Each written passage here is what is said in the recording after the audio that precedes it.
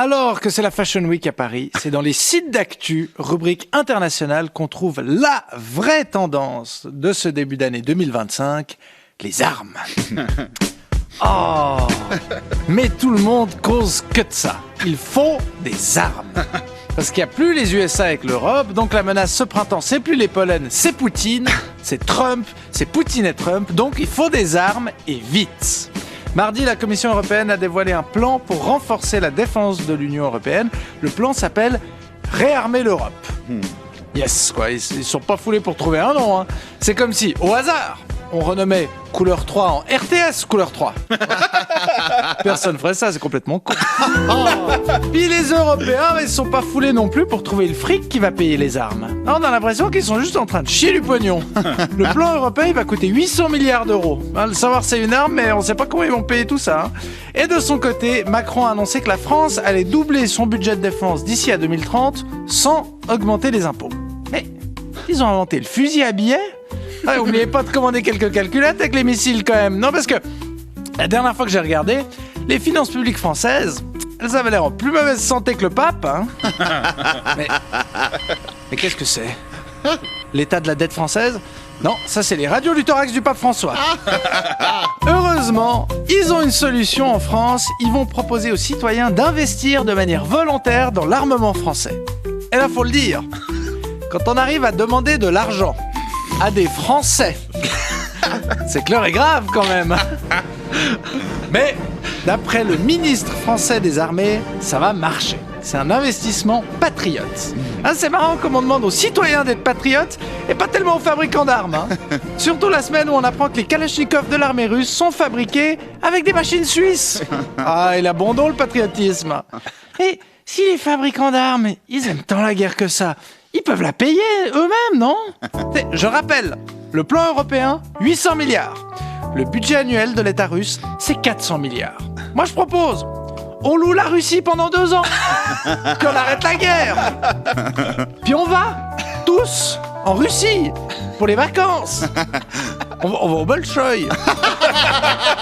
Voir un ballet. Ouais. Puis après, on va sur la place rouge. Visiter le plus petit et chiant musée Grévin au monde. Le tombeau de Lénine. Ah oui. Mais non, le plan, ça reste d'acheter des armes. Dommage, hein. Et en Suisse aussi. Bah oui. Bon. Pas sûr qu'il reste quelqu'un à la Confédération pour passer la commande, hein. Ah bah y a tout le monde qui démissionne. Viola Amher, le chef de l'armée, le chef des renseignements. Bon, vous me direz, c'est pratique, on peut pas perdre une guerre s'il y a personne pour la faire. Ouais. Et niveau matériel, c'est pas foufou non plus dans l'armée suisse. Hein. On n'a pas dépensé 800 mais seulement 6 milliards pour les nouveaux avions F-35. Et cette semaine, les politiciens ont commencé à se dire que c'était peut-être pas une si bonne idée que ça d'avoir acheté des avions de combat au gouvernement américain. Maintenant que le gouvernement américain se comporte comme le gouvernement russe. Déjà qu'on avait acheté des drones à Israël. Oui, l'armée suisse, ils consomment responsable. Hein. Apparemment, ils connaissent pas l'application Yuka. Les drones, ils ont un problème de GPS, donc on peut pas les utiliser pour le moment. Heureusement, la Confédération envisage une solution pour quand même les faire voler. Alors le drone aurait besoin d'un véhicule d'accompagnement dans l'espace aérien non contrôlé. Un hélicoptère ou un autre avion. Oui, vous avez bien entendu. Il faudra un avion qui vole avec le drone. En Suisse, on a inventé les drones sous curatelle. Je crois que le but c'est que les ennemis soient morts, mais de rire. Mais de quoi ? Le drone il peut pas voler tout seul. Puis il faut lui mettre un petit badge autour du cou comme les enfants qui voyagent sans leurs parents là. Ah ouais, on est mal barré. Hein. Et dans ce contexte, c'est tentant de se dire qu'il faut acheter des armes avec cet argument très contre-intuitif que ça permet de ne pas faire la guerre. Ça dissuade. Ouais. Certainement qu'avec les 800 milliards de l'Europe, on achètera des armes en sachant pertinemment qu'on les utilisera pas. Comme les smartbox, mais en armes.